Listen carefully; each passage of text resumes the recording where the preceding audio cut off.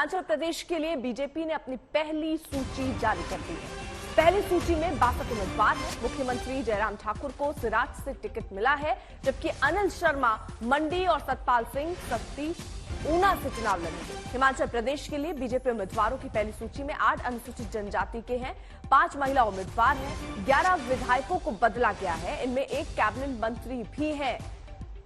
तो मुख्यमंत्री जयराम ठाकुर सिराज सीट से उम्मीदवार हैं, सतपाल सत्ती ऊना से उम्मीदवार होंगे। इसी के साथ साथ जो बड़ा परिवर्तन देखने को मिल रहा है वो ये कि बीजेपी उम्मीदवारों की जो पहली सूची उसमें 8 अनुसूचित जनजाति के हैं, 5 महिला उम्मीदवार हैं, 11 विधायकों को बदला गया है, इनमें एक कैबिनेट मंत्री भी हैं जिनको बदला गया है।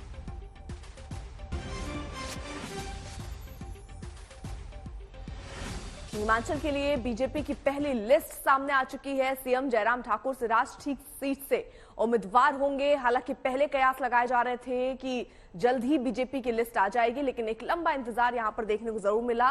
माथापच्ची हुई, तैयारियां हुई, ये कहा गया कि लगभग सब तय है, लेकिन बावजूद इसके अब जाकर ये पहली लिस्ट सामने आई है। हिमाचल प्रदेश के लिए बीजेपी ने अपनी पहली सूची जारी कर दी है। पहली सूची में 62 उम्मीदवार हैं। मुख्यमंत्री जयराम ठाकुर को सिराज से टिकट मिला है।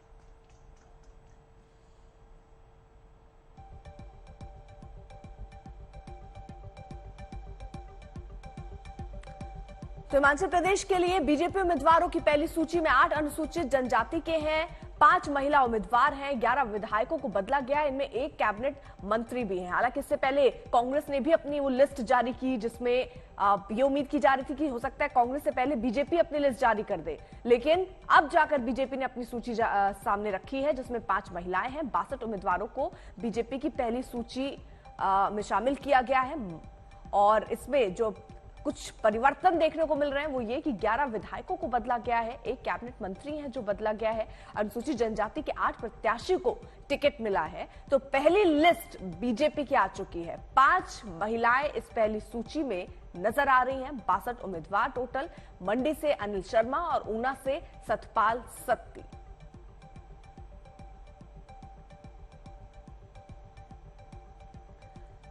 मंजीत सहगल हमारे साथ, हमारे सहयोगी इस वक्त जुड़ चुके हैं। मंजीत, कई चीजें यहां पर चेंज और परिवर्तित दिख रही हैं। उसमें एक तो ये भी दिख रहा है कि देखिए किस तरीके से 11 जो विधायक हैं उनको बदला गया है और एक कैबिनेट मंत्री भी बदले गए और जयराम ठाकुर। देखिए, जो भारतीय जनता पार्टी की टिकट सूची आई है उसमें कई पहलुओं पर गौर किया गया है और काफी माथापच्ची की गई है। 3 बार सर्वे हुए हैं और सर्वे में बार बार यही देखा गया है कि विनेबिलिटी को आधार बनाया जाए। जो मंत्री या फिर जो पूर्व विधायक हैं, जो सिटिंग एमएलएस हैं, अगर उनकी विनेबिलिटी नहीं है तो उनको टिकट नहीं दिया जाएगा। यही कारण है कि दर्जन भर जो सिटिंग एमएलएस हैं उनकी या तो कंस्टिट्यूएंसी बदली गई है, अब कुछ के टिकट्स पर अभी भी विचार हो रहा है।